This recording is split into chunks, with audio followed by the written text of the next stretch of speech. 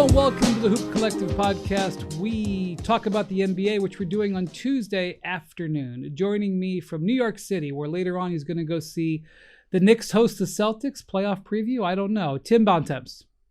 Hello, everybody. Joining us from Dallas, Texas, where the eyes of the NBA world are going to be on Wednesday night. The author of The Wonder Boy, Luka Doncic and the Curse of Greatness. It's Timothy Band MacMahon. Howdy, partners. Yeah, this is going to be quite a festive atmosphere.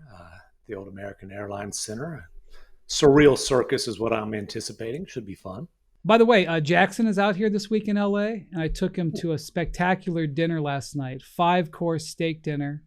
Just did it up because, I think he should be taken care of. Oh, you actually picked up a bill for a change. It's hard to argue with that. However, Jackson showed up for the pod today wearing what he called, quote, a shacket. So he might not be the producer after today. We'll see. Yeah. Oh, there it is. There's the shacket.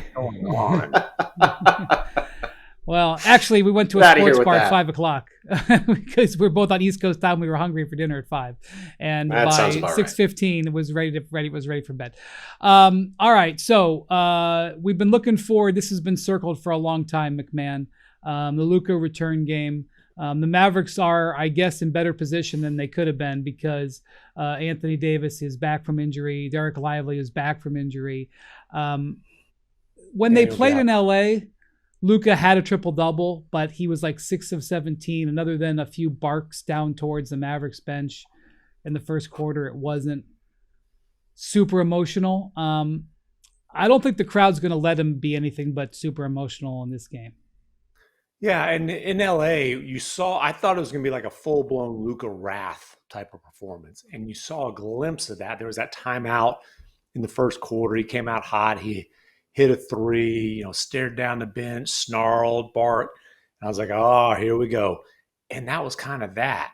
And, Luka after the game said, man, I'm just glad this is over. Like the emotions were still fresh and raw, and he was kind of trying to suppress it. Because honestly, at the time, the prevailing emotion for him was sadness. I think he has found his joy again with the Lakers. Obviously, the Lakers, have played well, have positioned themselves you have to kind of look at them as at least a reasonable threat in the Western Conference right now, especially with what we just saw them do to Oklahoma City Sunday afternoon when they came out guns a-blazing. But this is going to be a different deal. I've seen Luka. We've all seen Luka thrive as the enemy in a road arena, and just kind of use that the hate from fans, as you might say. Yeah, how many interactions over the years with courtside fans? Like he'll pick one out. Dozens. Yeah, and if there isn't that guy, he'll make something up. He'll use that though as fuel. And like you think about some of the best performances of his career, elimination game in Minnesota last year, Game 7 in Phoenix. Like we've seen him just thrive as the enemy. We've never seen him be showered with love and, adulation. And just I don't know if we've ever seen a situation like this is going to be on Wednesday, potentially. I agree. We've seen so many return games, but this is completely unique. Well, and it's going to be so I don't know how he's going to process those emotions in real time. And for Mavericks fans, this is celebrating 6.5 years of spectacular brilliance, right? And this guy, we understand his flaws. Mavericks fans were either fiercely protective of them or very forgiving, and understandably so, given his accomplishments. 5-time first-team All-NBA selection, all the rest.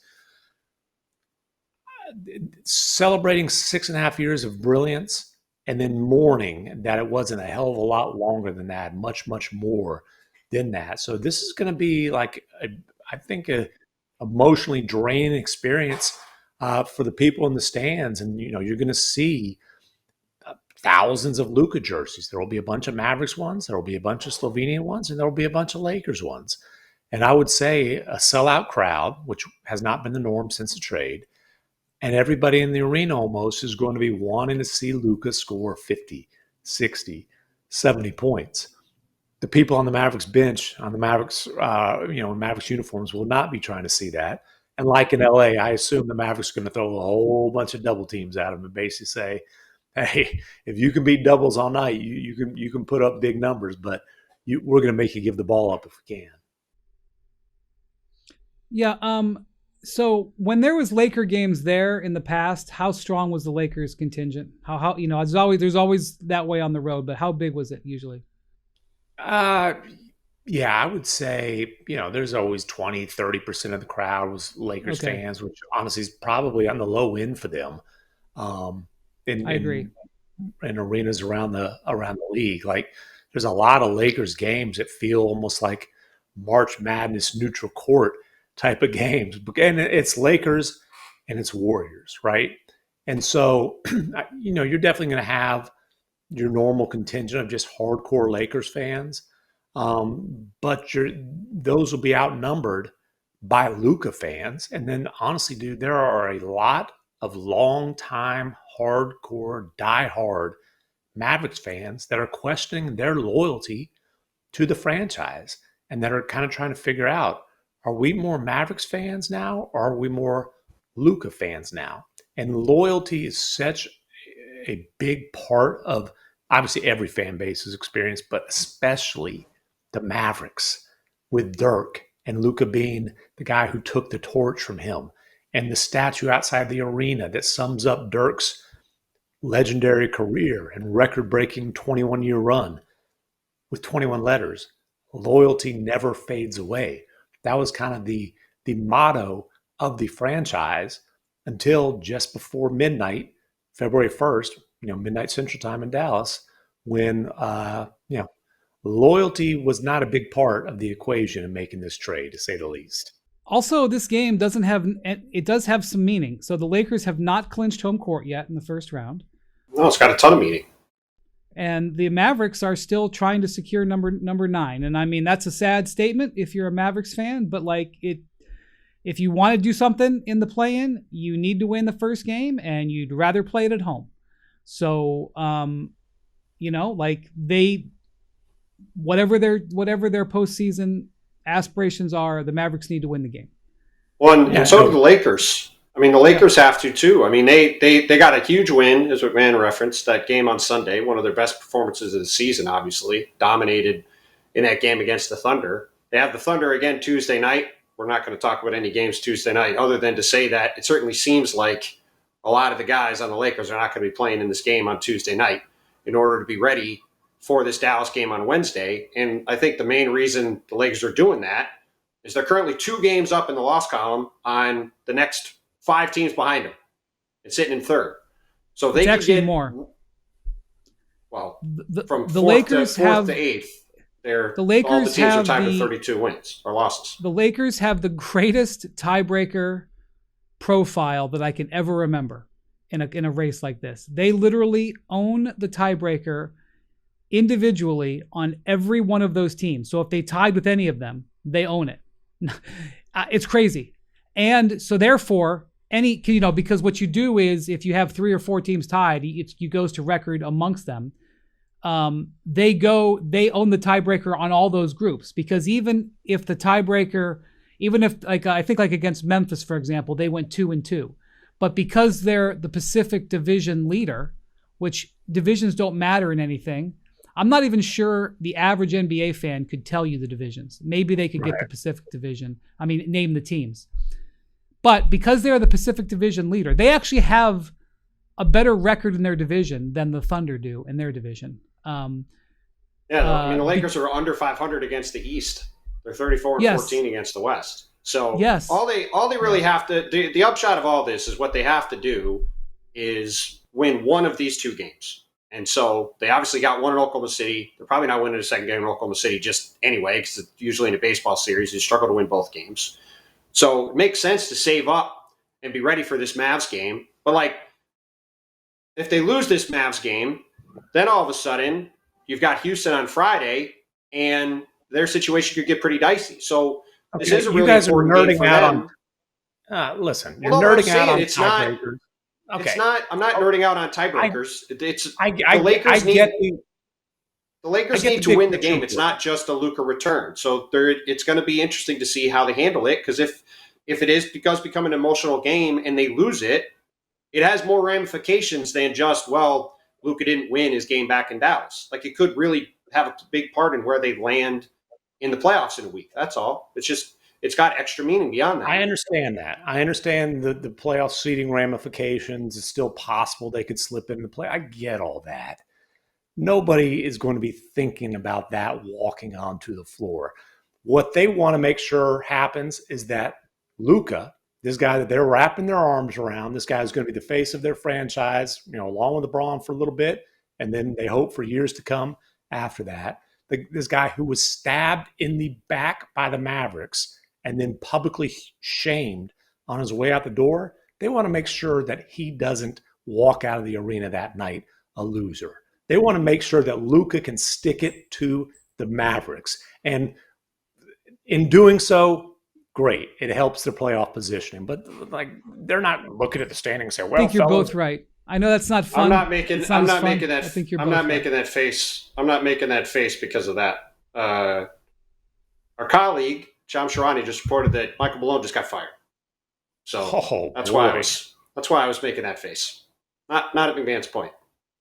So wow.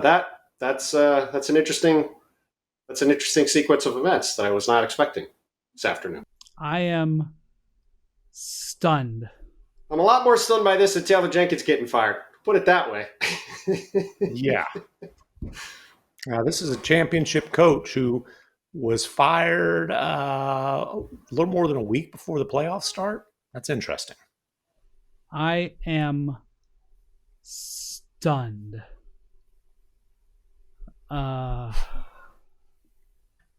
It takes a lot to overshadow Luka's return to Dallas. This is, we're reacting to this in real time. By the time you hear this podcast, there'll be more known, obviously. I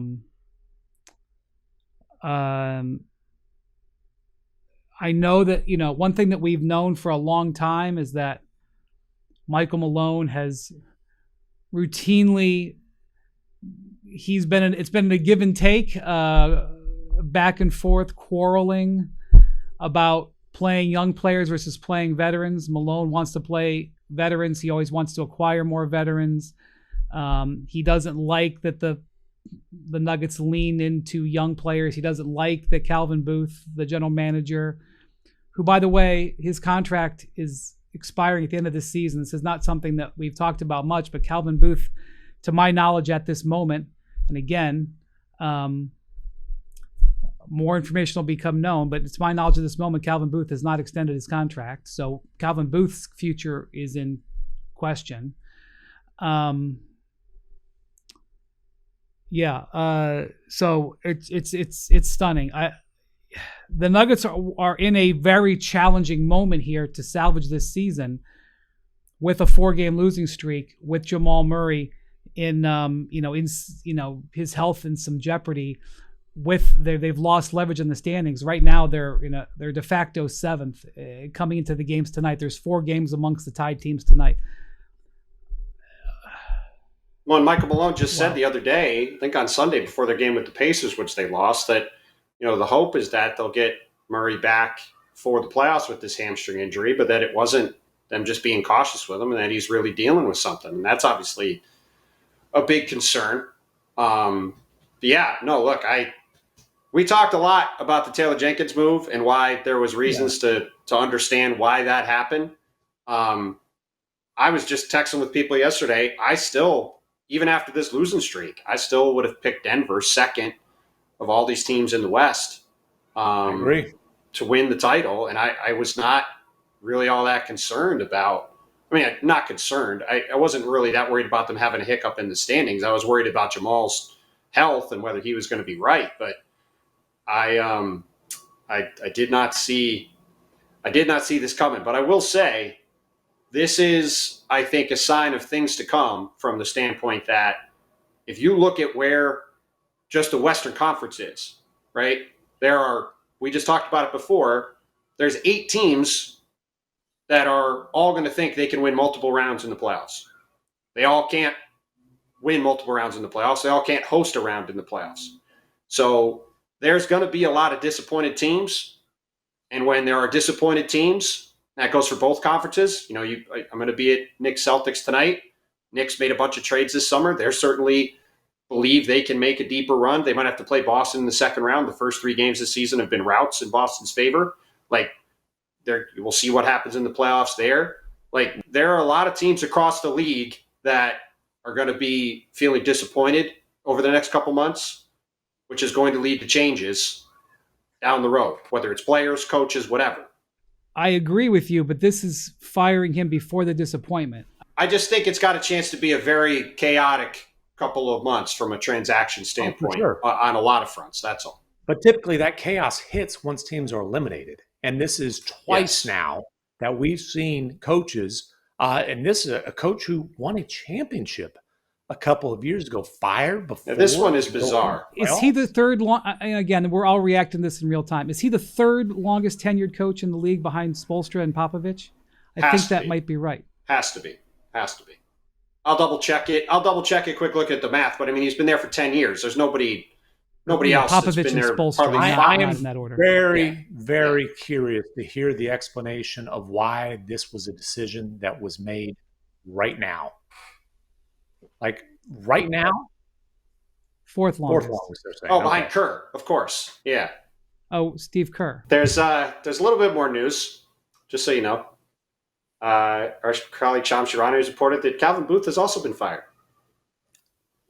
Well, less than a week before the playoffs. Fire your coach and your GM when you have the best player on the planet and are pretty much, I would say, universally considered to be a team with a top 5 at max, top 6 chance to win a title this year. That is. So I guess the answer is nobody won the power struggle. But this is what you have the best player in the world.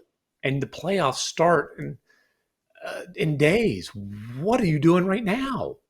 Okay, so as we talked about earlier, that actually, the Calvin Booth being out isn't as... No. It doesn't hit me as much of a stunner because his contract was not extended. Well, it's a stunner that it's happening on April 8th. The timing is bizarre. If it had come out today that Calvin Booth had been let go, the timing would have been stunning. But it was one of those things where we knew below the surface he hadn't signed a contract extension. The Nuggets have let executives go in the past where they haven't worked out contracts. It's happened 3 or 4 times. It wouldn't have been definitely would have led the podcast, would have led NBA Today. But again, happening in real time here, what I suspect is that ownership, which is Josh Kroenke and Stan Kroenke, but Josh Kroenke is the governor, the president. He may have been tired of the back and forth between them, and he just said, "You're both fired." It's still shocking that they would jeopardize what they could do this season. And again, Malone did lay into the players after who did they lose to on Sunday? I forget now. They lost 4 in a row, but they lost to the Pacers. He said after the game he lit into the team and he called them names and everything like that. But that isn't discernible from an average Michael Malone. It's that's 1 out of every 4 days. So, maybe he did say something. Maybe we'll learn that something happened, but it was hard to raise an alert because he's always doing that. Yeah, he's a hot-tempered guy. Always has been. But again, this is a truly strange one. I just, why does this not wait until they're eliminated? I don't understand that. And maybe we'll find out. Maybe there's reasoning that makes sense, but I'm having a hard time. It's hard to come up with a reasoning that makes sense to fire your coach and your GM 6 days before the end of the season when you are universally considered at worst a fringe title contender. Well, I'll just go back to the greatest interview of the last decade that I've read from a general manager, which was Calvin Booth to The Ringer, Kevin O'Connor from The Ringer before last season, which Calvin later claims should have been off the record, but had a bunch of amazing gems in it. He then at the trade deadline was openly talking about chopping named players too. Well, he's clearly loose when talking to the media, which is why he doesn't do it that much. But I just want to say that this was the first quote in the story, and it was from October 16th, 2023. So, 3 months before, 3 months after they won the championship. Mm-hmm. And Calvin Booth said, if everything is optimized, we should win 3 or 4 titles. And I agreed. But it hasn't been optimized. They've lost veteran players. They've lost 3 veteran players since their title, which would be Bruce Brown, Jeff Green, Kentavious Caldwell-Pope. It's not like those guys have gone elsewhere and dominated. Okay? It's not like had they spent, tens of millions to retain them, that like it was a guarantee. But they lost those 3 players. And the players that they have drafted have done okay. And certainly Christian Braun has had a very good year. Right. By the way, Christian Braun was going to come on this podcast for Friday. I'm suspecting that's going to be canceled. I don't know. Christian, you're still welcome. Everybody wants to come give their awards pitch to Windhorst, huh? Yeah. Obviously, that was set up yesterday. Was he coming on a campaign for Malone to get Coach of the Year?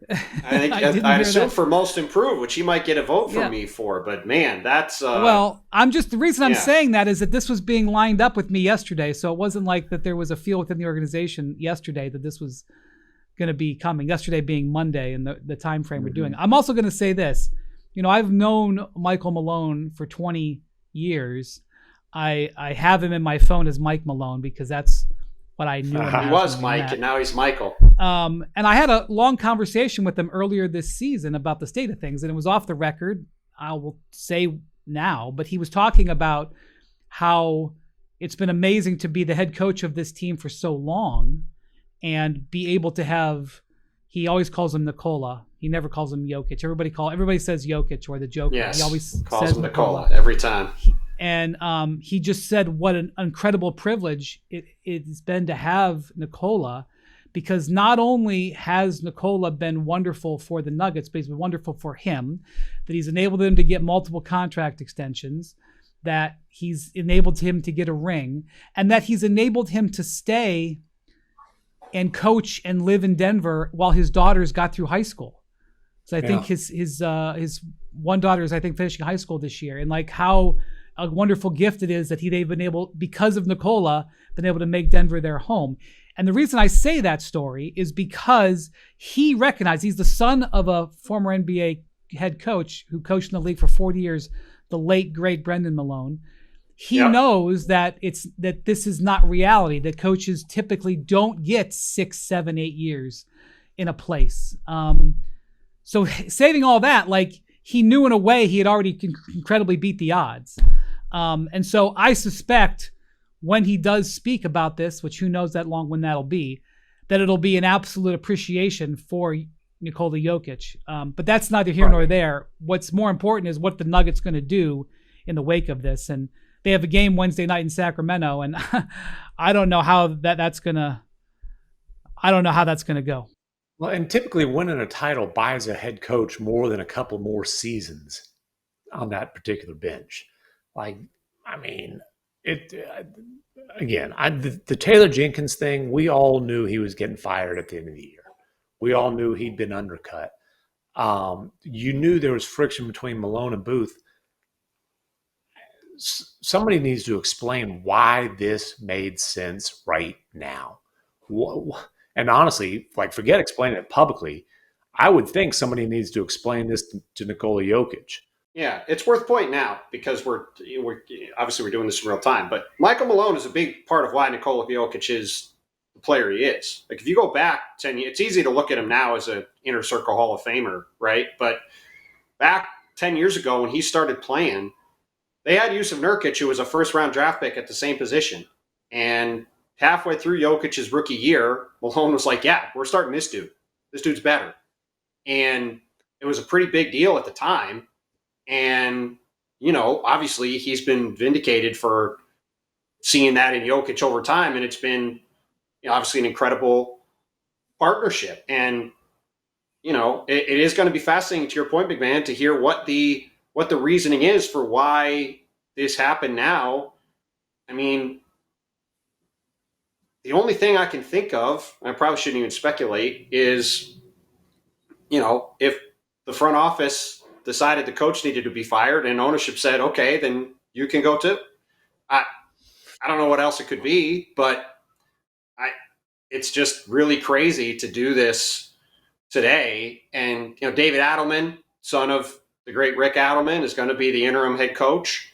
And, Ryan Saunders is on the staff. Obviously, he's been a head coach. So we'll see how these guys can handle a playoff run. But it's the Memphis thing was one thing, as you said, for many reasons. This is very different. And I feel like we're going to be feeling the ripple effects of this one for a while. The Nuggets positioning if you look at their salaries, because of what so for next year, between Michael Porter Jr., Jamal Murray, and Nikola Jokic and Aaron Gordon, you're looking at about $150-160 almost $1 million between those four players. And an ownership that has paid the tax the last few years, but is very cautious about it. It's no other way of saying it. And so the ability for them to improve the roster is challenged, which is why they are heavily reliant on the young players that they've drafted over the last 3 or 4 years come in and play major roles. And what basically has happened over the last 3 or 4 years, they've traded for extra picks in that stretch. Yeah. Is that Calvin Booth has drafted a bunch of wing players. So he drafted Christian Brown. That has been really good. He drafted Julian Strawther. That's been up and down. He drafted Peyton Watson. That's been up and down. He drafted Jalen Pickett, who was, a point guard. That's been not impactful. I mean, there's been one hit of those guys. Been Christian Brown, who's been really good.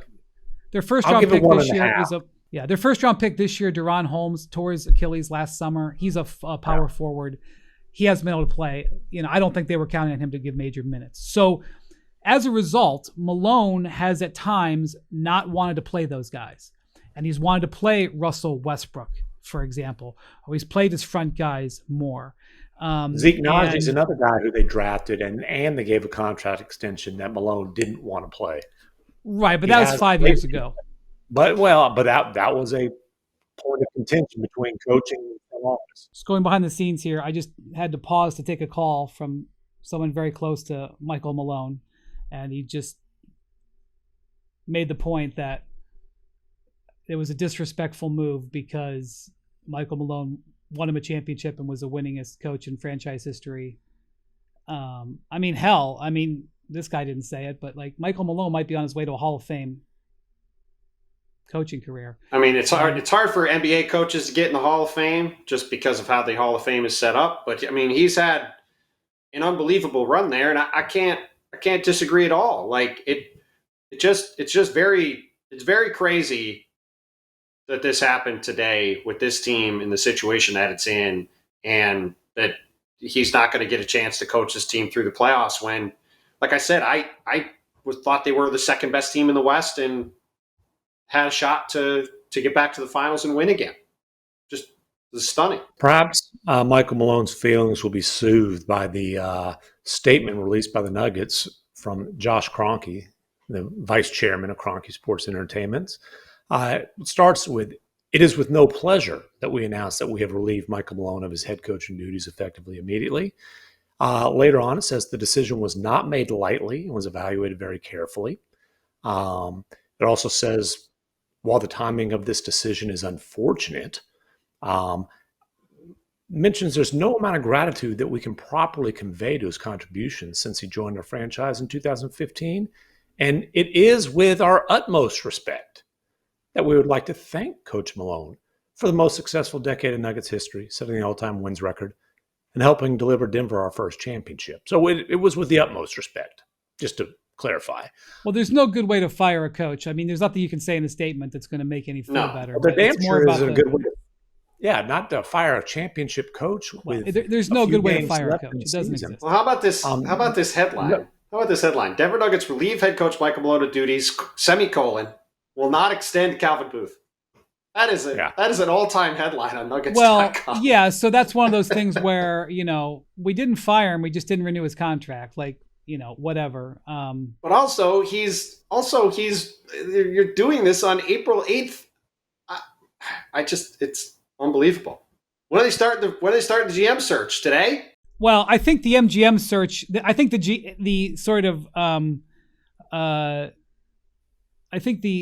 GM search has kind of already unofficially been being considered. Like I said, it was not a secret in the league that Calvin was not going to be back.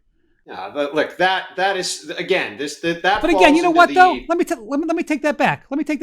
If Denver had like gone on a run and gotten back to the finals, which I wouldn't have bet on, but they've got the best player. I think he's the best player.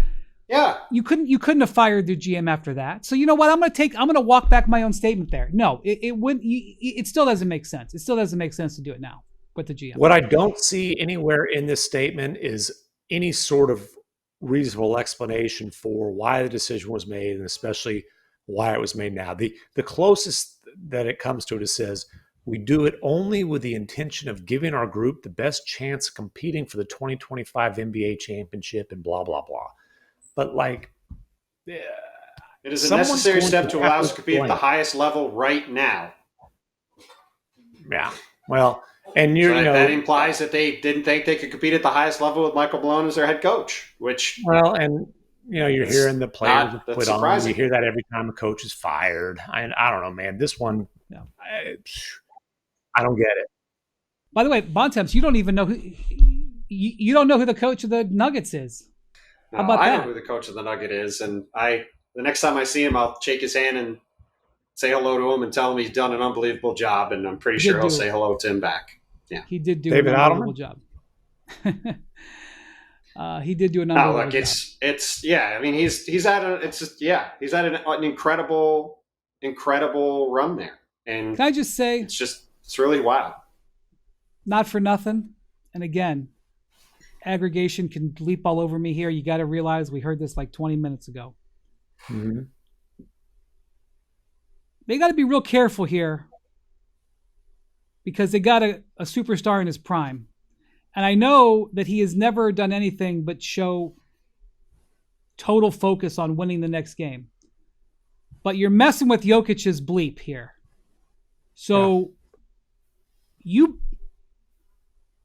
and I maybe we'll find out that Jokic was on board with this. If that's true, I would be stunned. I don't know. I would be stunned.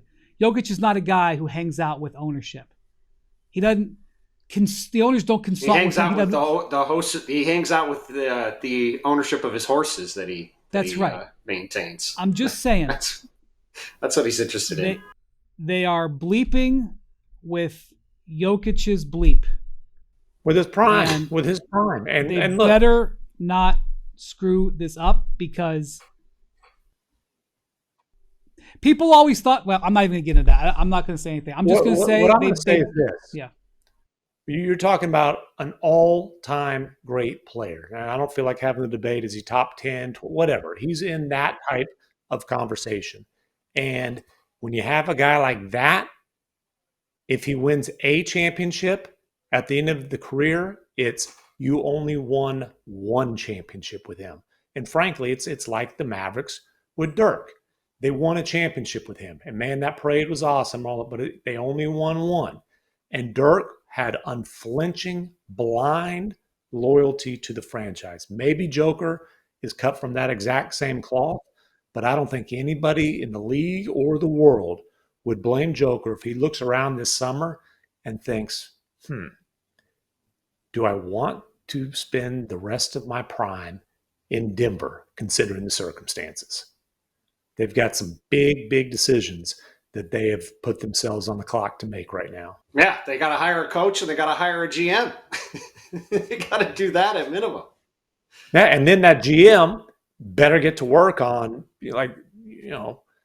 tweaking the roster. I was just making a joke. I was just making a joke on the situation they don't pay their executives. So they're, and they've done a great job in finding young and up and coming executives. I mean, they have hired 3 or 4 executives in a row that have either won executive of the year or should have won executive of the year, like dating back to my whole 20 plus years covering the NBA. So, but I'm just saying, like, they don't pay. So, like, they're not going to go out and Connolly's no longer there. That's right. And it was why Masai Ujiri was never there. And Mark Workentine, RIP, he was executive of the year. They didn't re-sign him. Kiki Vandeweghe, who took them from being the worst team in the league to being a playoff team, they didn't re-sign him. Anyway, so, but whoever gets the general manager job is going to have to deal with the fact that they're very light on assets and light on ability to change the roster. And they're going to have to deal with the fact that they got Jokic in his prime. So, anyway, which is a nice problem to have, but and maybe Joker's okay with just playing out the rest of his career in Denver and doing the best he can with the pieces around him. Again, we saw Dirk do that, but that is by far the exception to the norm. Okay, we did want to speak a little bit about the Houston Rockets. They've been overshadowed in the league for a lot of the year, and especially in the second part of the league. And I don't want to give them short shrift here a little bit because they've just had an absolutely incredible couple of days.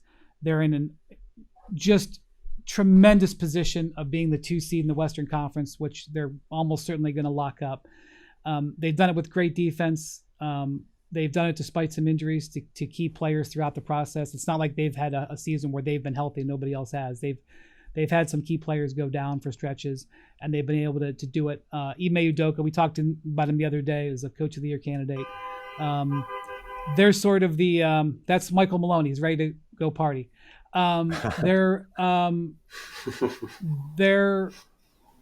They've been sort of the opposite of the Nuggets, which is that as the season's gone along, the Rockets have gotten stronger and solidified their position, whereas the Nuggets, who at one point were in great shape, have lost their position. MacMahon, definitely a team that deserves our attention. Well, and I've spent a decent amount of time in Houston lately and around the Rockets and talking to people in the organization. Patrick Fertitta, who's the day-to-day ownership presence, Rafael Stone, their GM, Ime Udoka, they are all aligned. And they are aligned in a big picture sense of they feel like they are a superstar away from being a real deal title contender. And they are aligned in the hope that that superstar will be homegrown. And, whether that's Alperen Sengun, Amin Thompson, Jalen Green, they include Reed Shepherd in that conversation, even though he's not necessarily a rotation player right now. Their hope is that that superstar will be homegrown. These playoffs are going to be great experience for that young core, and they're going to be a great evaluation tool for the front office and for Ime Udoka. And then, look, if they do decide that they need to take a big swing in the trade market and there's an opportunity, they'll be selective. But if there's an opportunity that presents itself, they have an incredible amount of assets because they've done, since James Harden forced a trade, they've done a great job of going through the rebuilding process, enduring a few years of pain and building back up from that to where now they've got a great young core and a ton of assets, and they've used the assets they have to get more assets and better assets. But again, their hope is that this core can keep growing together and that they'll have a long runway as a real contender. Yeah, no question. I mean, we talked the other day. I mean, Reed Shepherd has been a bit player for them at best and was the 3rd pick in the draft. And that's a commentary on how deep the Rockets roster is as much as anything else. I mean, they've done a great job. They've got a ton of talent. Like you said, Ime has instilled a defensive culture there. They've had a great season. It's going to be, and these playoffs are going to be great because it's going to be a great opportunity to see what this young group can do and what they can, what they look like in that playoff crucible, because that you learn a lot about your team and your players in those kind of situations, and they can sort of evaluate it and decide where they want to go from there. But there's a ton to be excited about, and the future is very bright as we enter. I mean, I guess, is there a phase 4, or do we just stay in phase 3? Where does this sit on the phase scale? Well, they're certainly an ascending team still. No question. When I say superstar, I want to be very clear. I mean offensive engine, right? Because I think Amin Thompson is on his way to superstardom, but it might not be the traditional. Like, he might not be a 25 point per game scorer. Like, not a perfect comp, but Draymond Green is a guy who I would say has been a complimentary superstar throughout the course of his career. Dominant defensive player, an offensive connector. Can Amin Thompson be a guy who you put the ball in his hands and he's the guy generating offense? Maybe. I mean, he's young. He's 6'7". He's extremely athletic. The play he made in Boston to juke Jaylen Brown out of his shorts and hit a game winner, that was awfully impressive. The defense he played on Steph Curry the other day was unbelievable, too. There's no doubt. Game. Yeah, he will be an elite defender for years. He already is, and he will be for years to come. His offensive ceiling, I was asked an interesting question when I was down there in Houston. I was asked, what could Russell Westbrook do at his peak that Thompson doesn't have a chance to be able to grow into? And that's an interesting question. So Russell Westbrook is the greatest athlete I've maybe ever seen in the NBA. His explosion and his leaping ability in person, I've gasped at when he was in his prime. Thompson is bigger. And he's that type of athlete. Yes. Yeah, I mean, he's in the Russ LeBron. He's in the Russ LeBron, whatever group of those guys. Amen is right there with those guys. Yeah, so LeBron obviously physically is one of very few. I mean, Kawhi is up there too. But in terms of athletic explosion, quick twitch muscle fibers, I've never seen a guy like Russ. But Thompson, Amin Thompson, and Asar for that matter. But speaking of the Rockets, Amin Thompson is that type of player. He does have ball skills. Look, does he have a jump shot? No, he doesn't.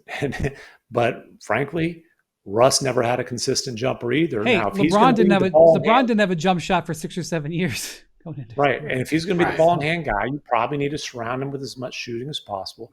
I'll tell you though, Reed Shepherd, you talk to some people down in Houston, they'll say Reed Shepherd probably has the highest offensive ceiling of anybody on that roster. The challenge with Reed Shepherd is that he plays for Ime Udoka, and the standard that Ime Udoka has for putting a guy out there defensively is higher than your average. So which is why he doesn't play for Ime Udoka right now. Right. So the Rockets are in the second seed in large part because Ime has demanded such high standard on the defensive end. If Reed Shepherd was playing with another team, he might have gotten more time this year, but then he got hurt anyway. He might have gotten Rookie of the Year. Okay, now joined by Evan Mobley, who's joining us from Cleveland. Congratulations on a terrific season, Evan, before we go anywhere. Had a great year. I want to go back. I want to go back to last year. The last game of last year, you guys are playing against Boston in the playoffs. Donovan is injured. Jared Allen is injured. You guys are down 3-1, and you have in Game 5 one of the best games of your career. I think you had 33 points, a bunch of rebounds, and everything. And you guys were outmanned. The Celtics were on their way to win the championship. You were missing 2 years, guys. You had this incredibly great game, and it was like an incredible way to go into the offseason because it was like, this is what Evan can do. Like in an elimination game, he delivers like this. So let me just ask you this, because you've had a bunch of games like that this year. What were you feeling after that game as you went into the offseason? Yeah, I mean, that game definitely propelled me into the season I'm having this year. Definitely boosted my confidence, knowing what I can do out there on big stage like that. And just all off season was just really working on my game. Just trying to get better offensively and maintaining my defensive side as well. And between there, I mean, you see the season that we're having this year. So the off season. So obviously the coach changed. I mean, First off, JB Bickerstaff really helped you. I mean, that's something that some players have 3 coaches in 3 years. You had the same coach. What was your emotions when the coaching change happened? Because I know JB had really, he really helped you succeed. Yeah, he was a great coach for the time being. The organization decided to go a separate way, and I think Kenny came in and did a great job. He talked with me initially when he first got hired, and talked about how he's going to use me this year and stuff like that, and helped me cater my off-season workouts to that. And when he came in, I mean, he had sets ready and had us already on the same page to get to go where we're going right now. Yeah, I feel like from training camp on, you guys went down to Sarasota, which was an interesting choice. I'd never heard of an NBA team going to Sarasota. By the way, I came to training camp. I had never been to Sarasota before. It was my first visit. It was a beautiful facility at IMG. But like from training camp onward, they were very clear. They were like, we are going to really try to get the most out of Evan this year. And obviously that was a plan. Is that what Kenny was talking to you about in the summer, and how did you process that?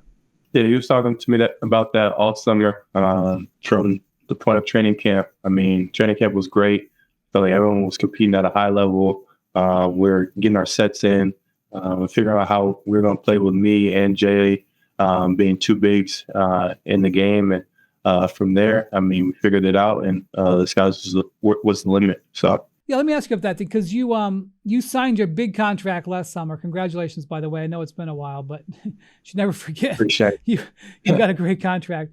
There was not a lot of people, me included, who weren't sure that you and Jarrett could work together, and not have anything to do with either of you two. It's just the modern NBA, whatever. Even though you'd had success, and so you sign your big contract, and then a month or so later, Jarrett signs his big contract. And so now the Cavs are super heavily invested in both of you. Did you guys talk about, we're going to make this work? Or because when you guys both sign, it's pretty clear they want this to work with both of you. And it wasn't sure it was gonna. Yeah, for sure. We definitely talked with the coaching staff on how we're going to make that happen.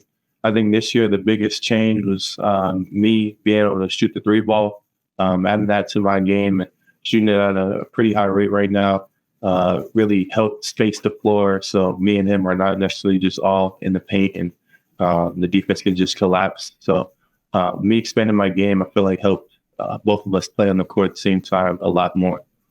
Not just that, though. They're putting the ball in your hands a lot more too. I mean, to say it's just your shooting isn't. I mean, because have you always been a good passer? Because I feel like you were an underrated passer, and then this year they really wanted you to do that more. Yeah, I mean, they're putting the ball in my hand to play make, whether that's me going to score or me to draw the help and kicking it out to our shooters. I just try to make the best play possible for our team. I feel like I'm one of the top playmakers on our team right now. I feel like Don and DG have done a great job just empowering me and getting me the ball for me to make plays. I thought about this during the season. The first play of the year was the first offensive possession of the year.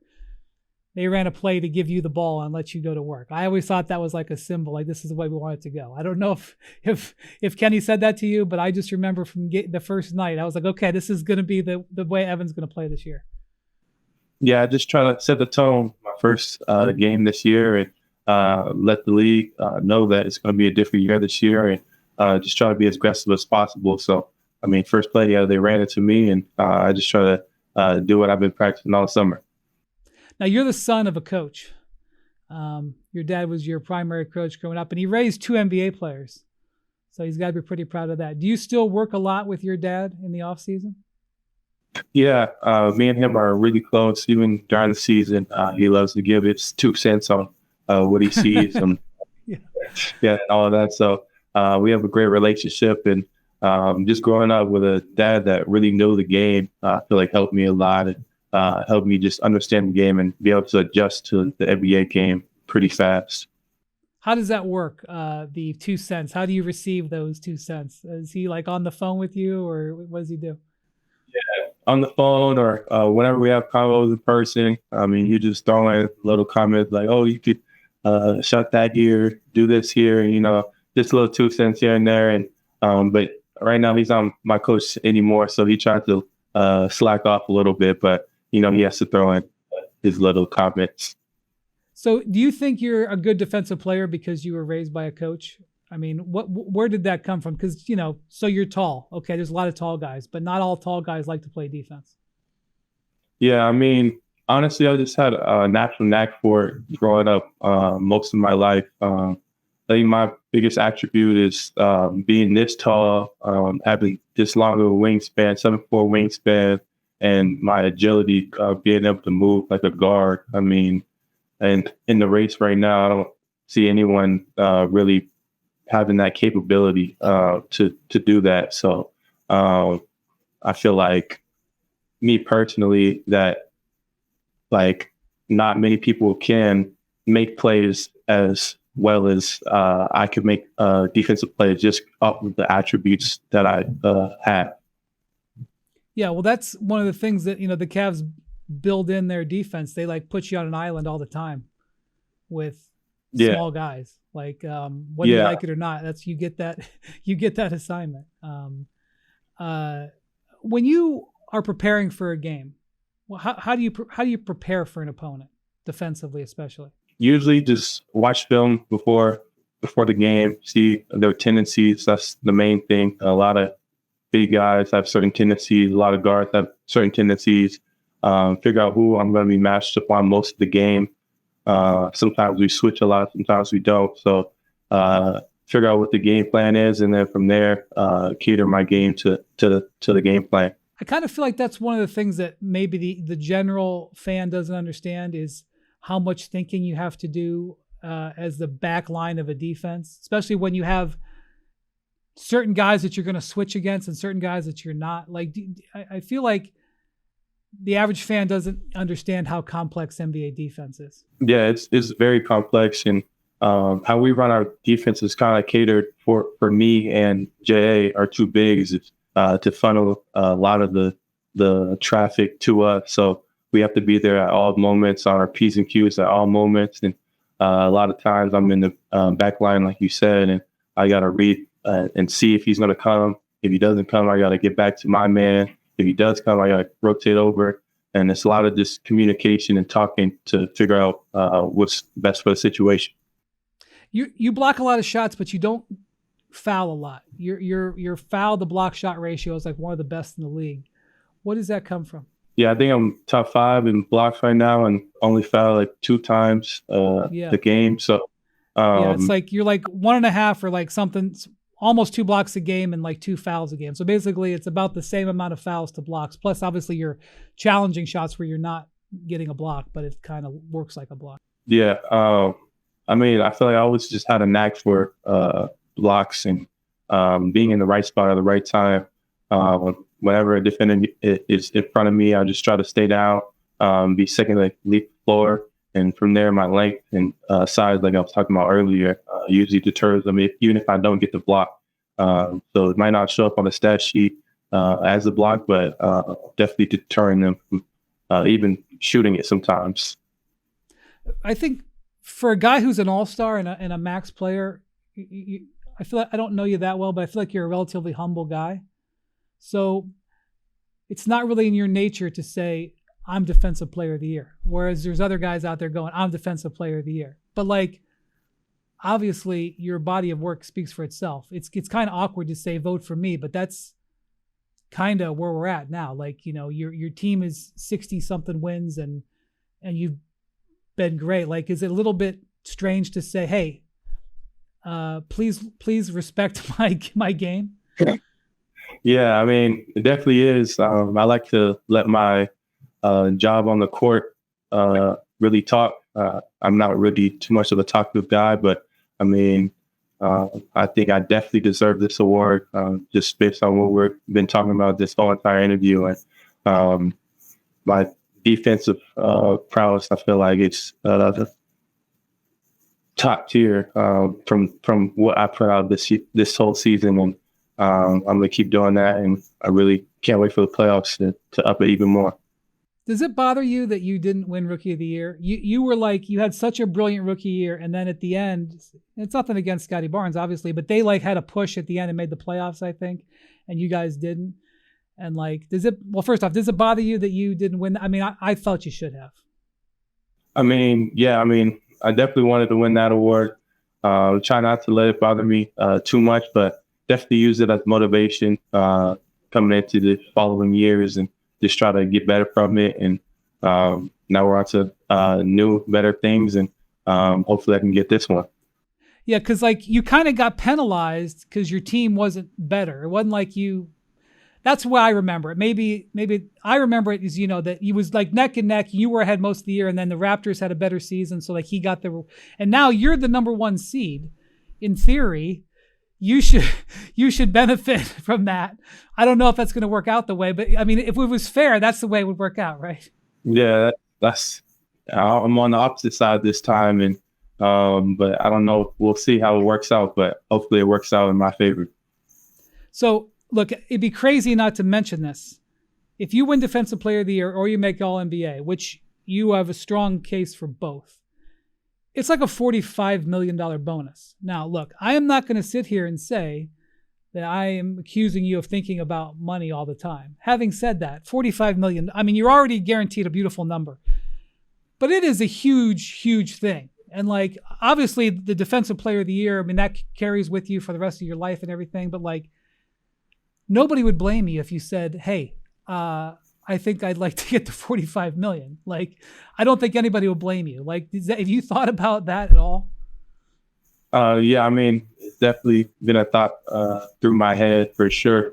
But I mean, the main thing is just getting what you deserve. I mean, I feel like I put out a great season so far on both ends, on the all NBA terms and on the Defense Player of the Year terms. And I feel like you should get what you deserve. I respect it. All right, before you go, help me out. Who do you think are like some of the guys in the league who are the toughest to guard? Like when you are preparing you're like, tonight is going to be a rough night. Like, who do you like look at as say tonight, is I'm a strong defender, I got to be ready to face this guy? Yeah, the toughest defenders are offensive players. I would say it's probably guys that like to draw fouls. It's definitely hard to guard those type of guys when they're trying to foul bait and get you in certain situations. So you got to just be as disciplined as possible, and hopefully the refs don't call anything. But I would say any guard or any big that foul baits or tries to draw a lot of fouls, that's part of, I would say, like the hardest to guard. A good defensive player doesn't like guys who try to get fouls. I think that's a great it's a great answer. Good. Evan, thank you so much for your time. Good luck on the awards voting, and more importantly, good luck on the postseason. We'll catch up with you later. All right, thank you. Appreciate it. Thanks again from Evan Mobley of the Cleveland Cavaliers. We're going to be hearing his name a lot in the upcoming weeks as the Cavs try to make a playoff run. He's not over. If you saw his face there, or if you listen, trust me, his face showed it. Not over not getting that Rookie of the Year. So he doesn't show emotions very much, but he reacted when I brought that up. All right, we'll be right back here on the Hoop Collective.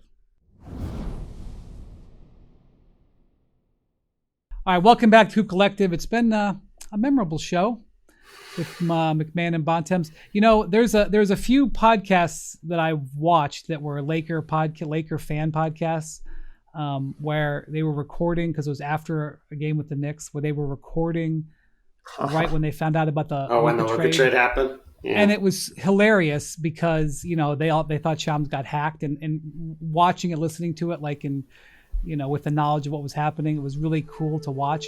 I didn't have that feeling about this one. I didn't like that. I didn't like that just because there were several memeable faces that you made that I hope the internet latches onto.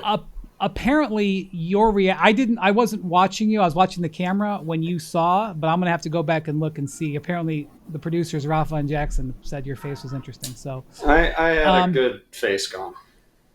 I guess we'll learn. Good. Interesting.